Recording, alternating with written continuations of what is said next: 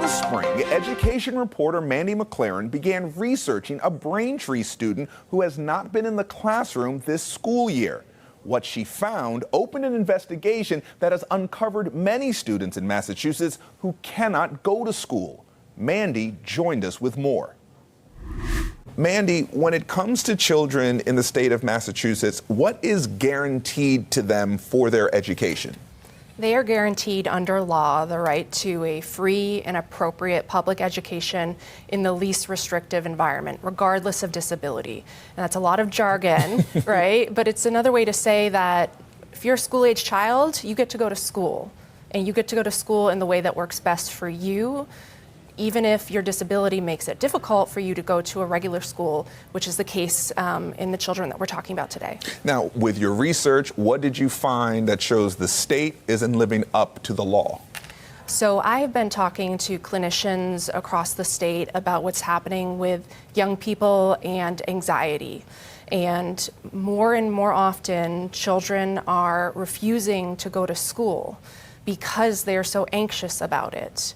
And we as a state don't seem to have a solution yet. We're seeing schools put a lot of the burden on parents saying, well, if you can just get your kid to school, then we'll give them services.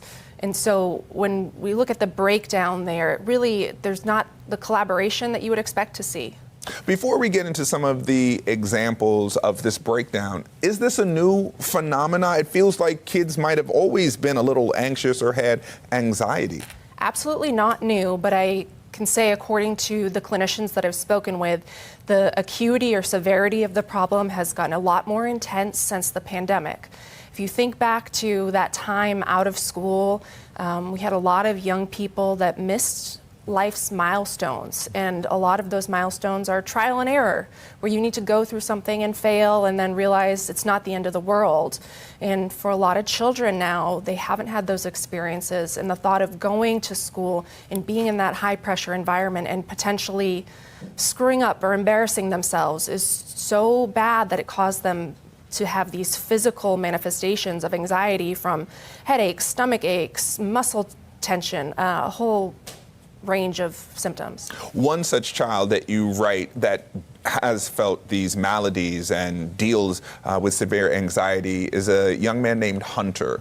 What is the story about with him and his family? Hunter is 11 years old, and he lives with his mom and his older sister in Middleborough, Mass. And he is so sweet. And he has a bedroom full of these Squishmallow stuffed animals. I'm assuming as a dad you're familiar. Yes. That give him comfort. He also has a giant dog named Charlie that gives him comfort. And that's where he feels safe. Going to school, he does not feel safe. He feels so much anxiety that he actually has not been back since October of this year. This story, your whole diving into this, began with Samantha Frashon and the troubles that she was dealing with. Remind us again who she was and how her story is unfolding.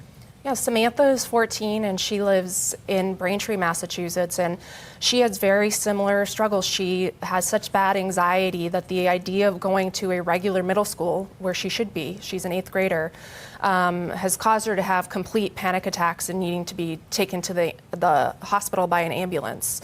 And she has been out of school while her mother pushes the school district to provide her with an appropriate placement. It goes back to that free and appropriate education law that we talked about. For daily access to Boston Globe Today, all segments and episodes are available on demand in the Boston Globe app by clicking Watch.